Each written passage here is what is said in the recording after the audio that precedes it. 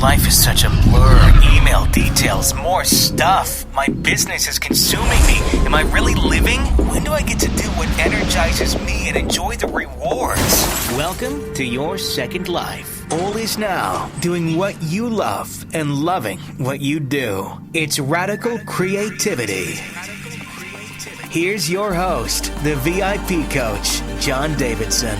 Okay, this is JD, and you're listening to the VIP Coach, and appreciate you being with us today on the show. This is the VIP Coach program, what was originally No Hype Allowed, and you are an entrepreneur. You're an individual that is bringing into being a dream. I mean, that is who you are, and that's why you're listening to this show. You are an experienced entrepreneur.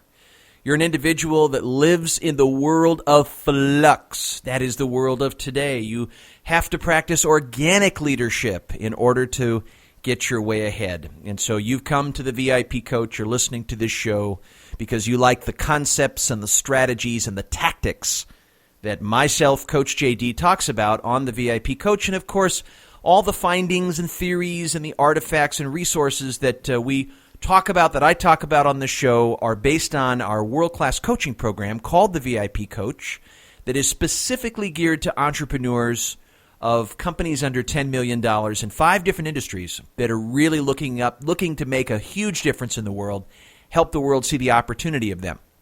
So I'd like to welcome you, and I truly appreciate your obedience and allegiance and your fellowship to our show in following this pathway. And you know, the VIP Coach and the VIP Coach program here, this Radical Creativity podcast, Radical Creativity is really about fundamentally helping position yourself, create the kind of support structures, the kind of habits, the kind of team around you, and the kind of relationships that you need so that you can buoy to the top a greater sense of creative freedom, an access point or a clearance to more creative value, and position that all within a creative purpose, that everything is cradled out of having this sense of deep purpose and right action, that we're connected and anchored to something that we truly, truly say matters. We determine what really matters to us, and we live from it. And so on today's show, we're going to be talking about what I call source. We're going to be talking about what I call source. In other words, it's not about the result. It's not about just setting goals and creating them, right? We all can do that. We all know that we should set goals. Why? Because it changes our behavior. Yeah, it's not so much about strategy and how we're going to get to the goal. Although that's very important. We should have a plan. Right? We should have a plan with specific steps and tactics on how we're going to create our business or create the life that we really love. But what I want to get into your thinking about is really what source is about. In other words, that inner place, that underlying current, that kind of space that we have to create around us, that space that we make by reflecting and becoming still and making our brain quiet, that space out of which our creations come. Because our entrepreneurial namesake, our birthright, is creating creations, bringing something to exist that doesn't exist yet. That's the creative process. And in the creative process, we must have an intention. We have a place to go. We've got to have a pure, accurate seeing and observation of current reality in comparison to where we want to go. And then we know where we need to take action. We know what actions we need to take, where we need to go at every moment, what's called our moment of awareness. We know what to do based on those 2 reference points, what it is we truly desire, what it is we want to bring into being, what we want to create, and also what we see and what we have in relationship to what we want to create. So what I'd like to touch on is how your relationship is going with current reality.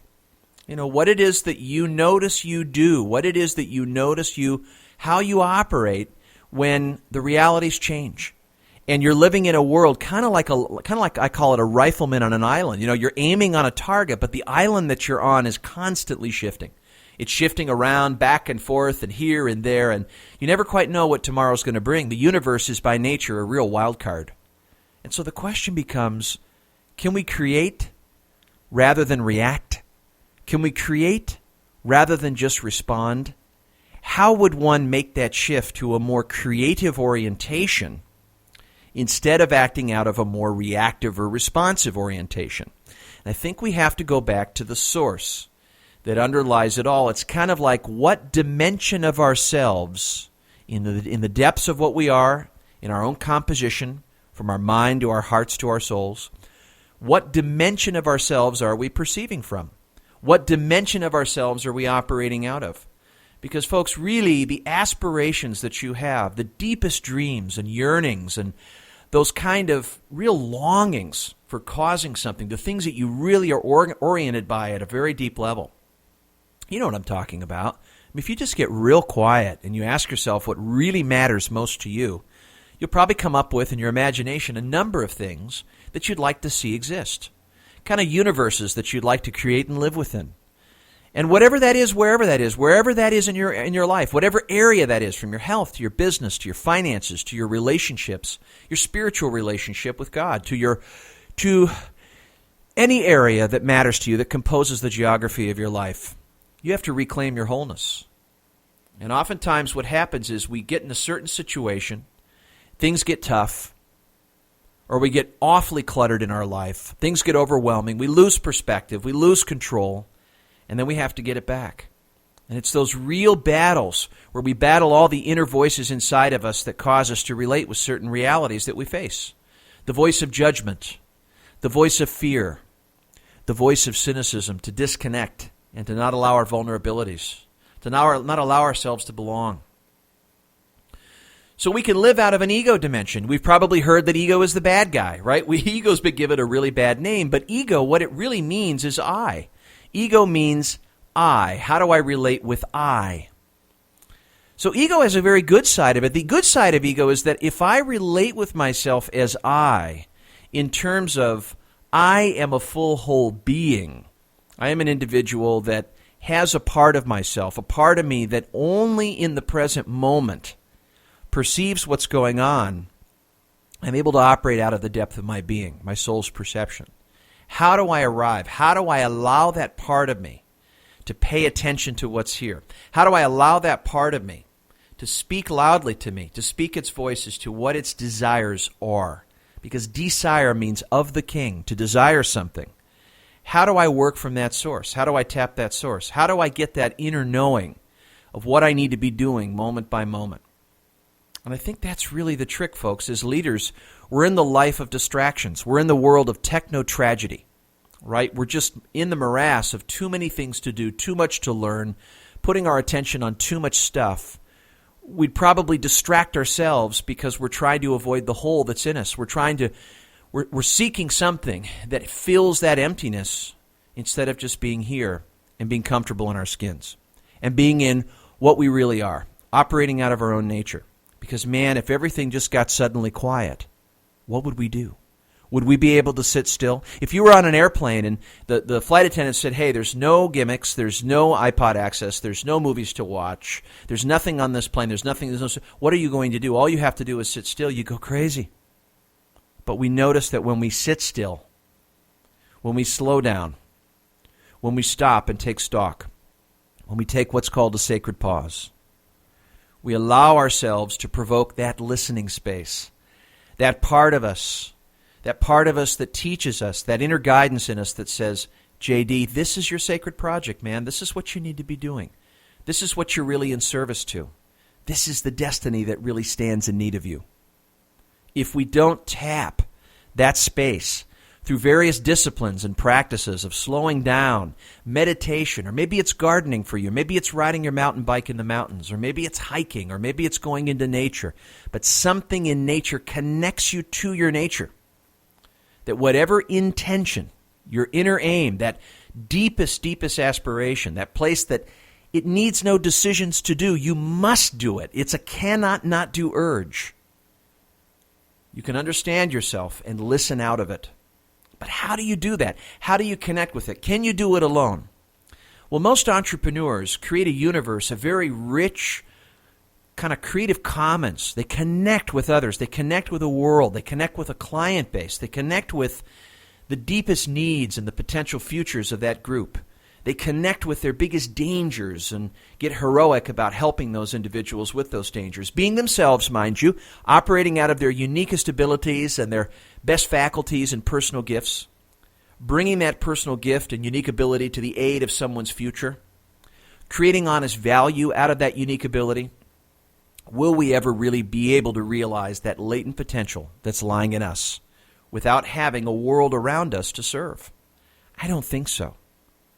But how do we get in touch with the deeper realms, those innovative possibilities, that part of us that lies dormant, kind of implicately that lies behind the scenes, the world behind the world that could connect with the world out front?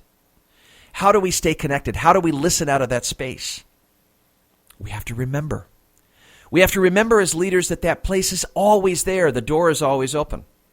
In fact, every single step that we walk, we can bring that sort of wider range, that wider bandwidth of our consciousness into what we're doing as a causal force, as a force from which we know what really matters. We know what matters moment by moment.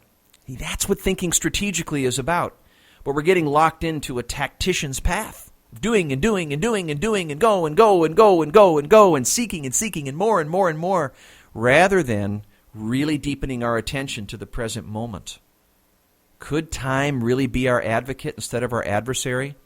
Instead of always feeling we're running out, couldn't we recognize by stepping back and saying, maybe it's that I'm thinking I'm always running out instead of whether I actually am.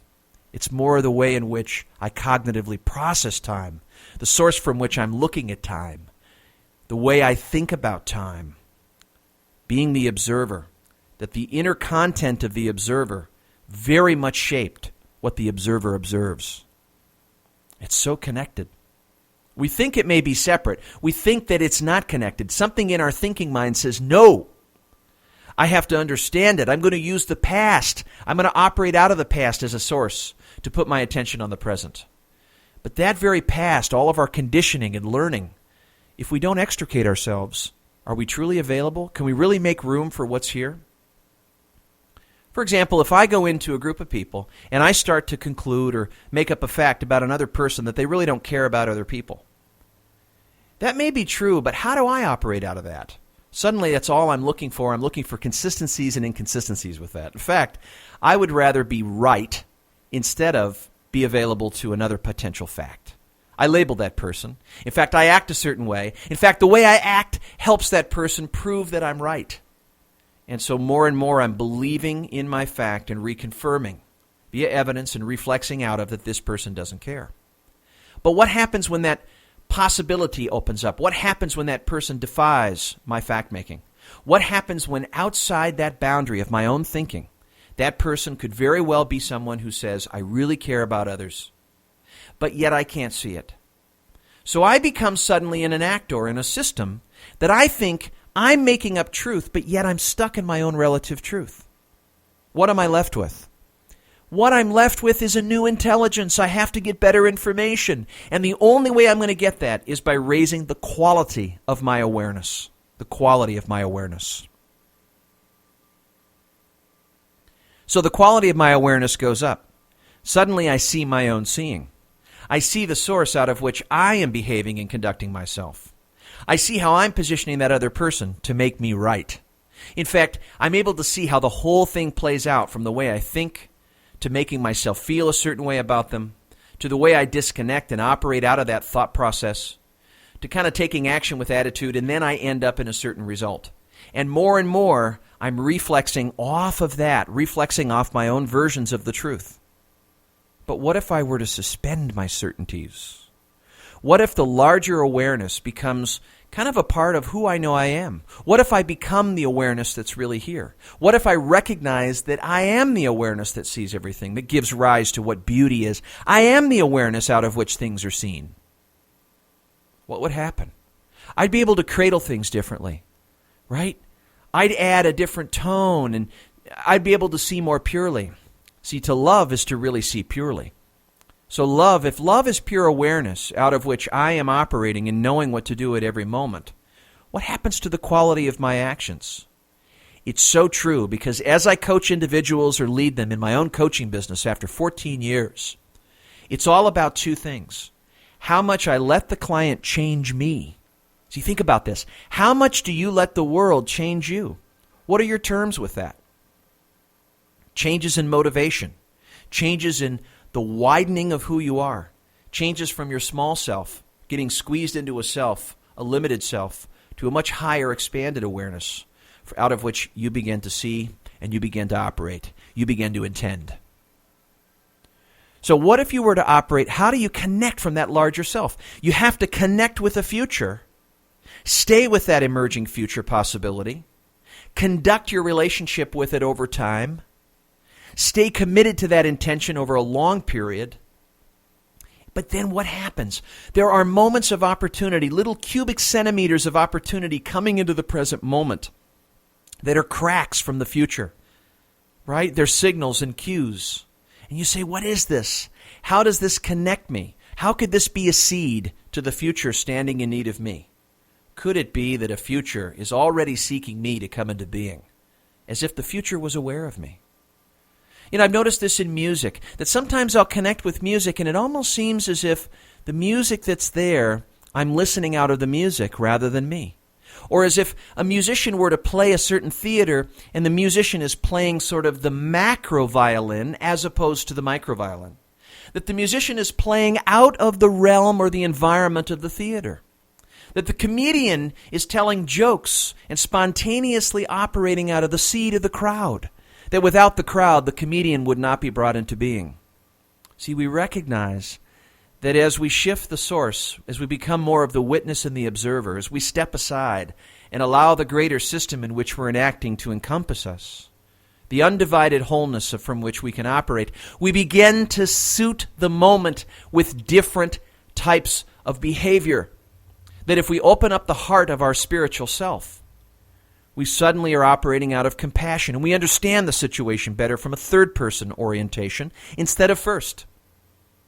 So if someone has different views, if someone has fundamentally a different bent about their beliefs in life, I don't take offense to it because it's not about my views against yours. It's about understanding. It's about reaching across boundaries. How does a group of people in a crisis know what to do? They all come from different walks of life. They all come from different obsessions about what they believe. They all come from different conditioned ways of thinking. But how is it so that in a crisis, they act as a single intelligence and they know what to do? How do they know what to do? So I'm going to take a break. I hope you're fascinated by this as I am, because I'm looking at how that source is another form of intelligence where my mind and matter and the information in partnership with the universe that's stored there, the information that's there for me from a future that stands in need of me, how, if I change the source, that I can tap that and begin to lead out of it. Imagine connecting with that. We're going to take a break. I'll be right back. Having a life where you have the creative freedom to do what you love and to offer the world something that only you can bring to the table. That is the world of high-level performance with John Davidson. That is the world of radical creativity. That is the world that you can be a part of when you realize all that is holding you back is you. Begin the journey through one-on-one coaching that gives you the finesse for business and lifetime achievement, and find your place on the roadmap to high-level performance today. Visit highlevelperformance.com. What matters to me? What is my true work? Monetize your passion and enjoy creative freedom with the VIP Coach. You're listening to Radical Creativity with Executive Performance Coach John Davidson. Okay, this is JD. It's JD, and we're getting deep. We're talking about source. We're talking about source as a formative force out of which we generate action and we structure our attention. And how do we tap this generative force? How do we work from it? How do we bring this into all of our creative work? How do we fuse this with our creative act? Well, first thing is we have to deepen our capacity to listen.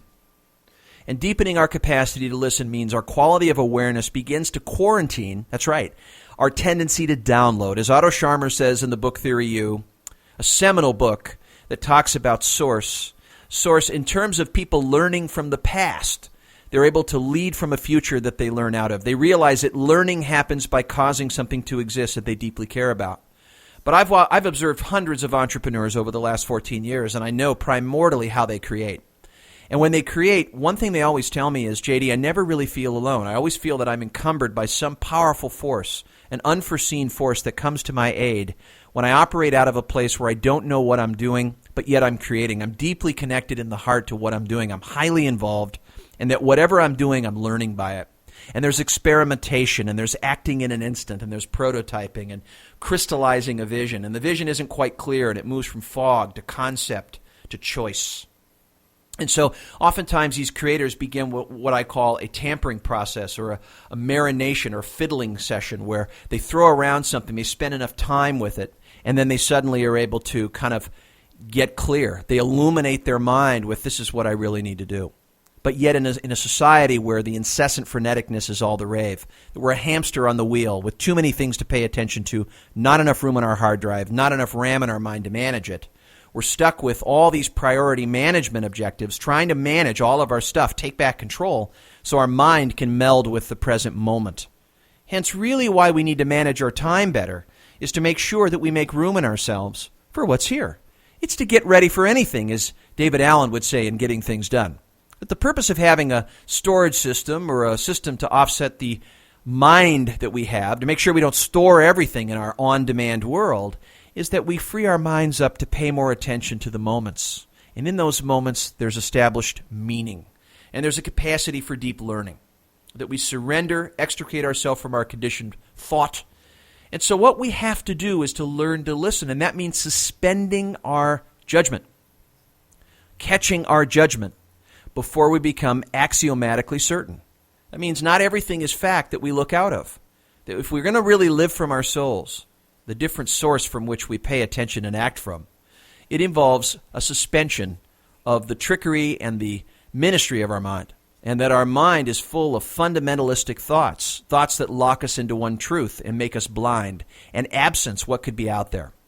That a lot of the possibilities that we self-destruct ourselves from getting to isn't because of what's going on outside, it's because of our inner world. And that if we change the inner condition of the intervener with our world, our outer world will start to work in a different way. And hence, if I attend differently out of a different source, what emerges changes. So if I attend this way, what emerges goes that way. If I attend this way, what emerges goes that way. If I attend out of a bigger dimension of myself, then what emerges changes. But I have to know how to check in to this inner place. I have to be quiet. I have to do intentional grounding daily. I have to sit quietly without thought. I have to help my mind be able to shut off the faucet. Imagine that. Most of the entrepreneurs in the VIP Coach struggle with this. They can't come home and wrap it up by 6 p.m. They may physically come home, but they're mentally not home, and they're not present with their loved ones. The greatest gift that you can give your kids is to confess your presence. I'm here. I am fully with you.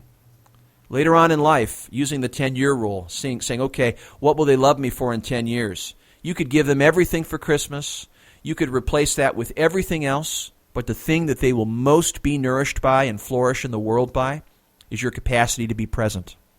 All they really want and need most is for you to be with them and to thank them for their presence. But again, this is slipping away by making ourselves distracted and busy. We have a busy flu. We have a busy contagion. It's an epidemic. ADD is no longer uncommon. Everyone has a touch of it. And we use it in very successful ways. We do. We use it to distract ourselves and get away from this listening space. Another level of listening would be to see our own seeing. In other words, contain what we tend to see and look out the window and actually see. In other words, count like a news anchor what's actually there in reality compared to what we really want to create. But see, creators have a hard time with this because a lot of our conditioned thought is to listen out of the source of our identities, that we become identified with what it is that we see. We think that what's going on is a product of who we are, that we are what we own, we are what we have, we are the things that don't go well, we are the failures that tend to play out. Whereas if we realize that the nature of things is nothing stays the same, we're able to wholeheartedly, inevitably qualify kind of our attention. We're able to inevitably cooperate to the moment.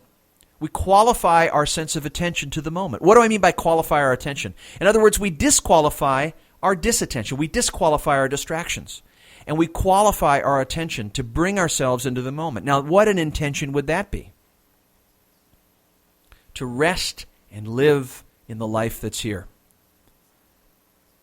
But then there's another enemy. We disconnect.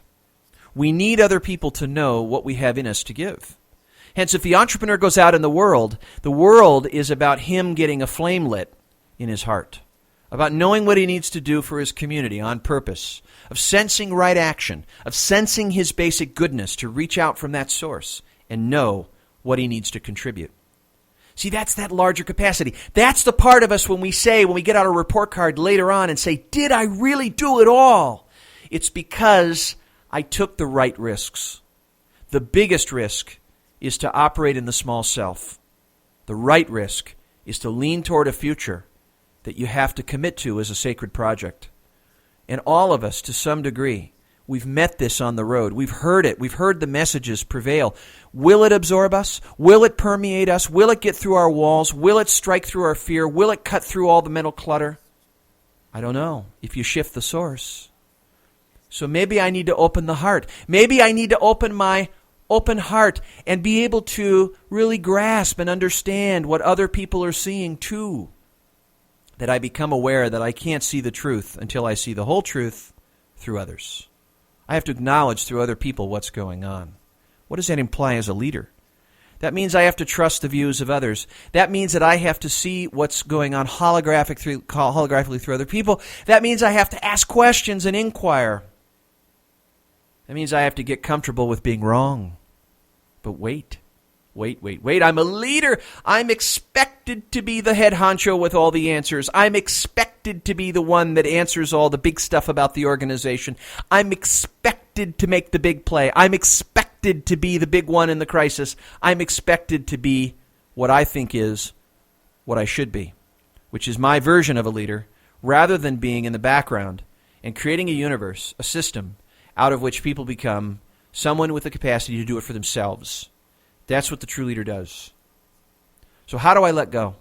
How do I, what Patrick Lencioni calls, get naked, which means take my answers down. Suspend all the things I think I'm supposed to do, but live from this moment. Operate organically in comparison to what deeply matters. Become a leader as teacher. Become a leader as student. Isn't that a different way to occupy yourself, to treat yourself into your company? It's a different way to orient yourself. What might prevail from such a thing? Could it be that this is probably the place, the fundamental rootedness that gets at the very bottom of the fundamental orientation of a business, of why businesses come into being? Well, you'd say, of course, JD. I have a business, and my business is to make a profit. And I'd say, yeah, John, that's right. Your business is to make a profit. If we didn't have a profit, we wouldn't have a business. But you're the only one that really cares about the profits. See, the people in the organization don't come to work for you to say, I'm here to make the profits. No, profits are cared about at certain levels. But that's not what gets the horsepower in the organization. What gets the horsepower in the organization is talking about guiding ideas. See, once the individuals in the organization begin to tap this source of what their call is and what their deepest aspirations really are, what they seek to create, they begin to learn unto that.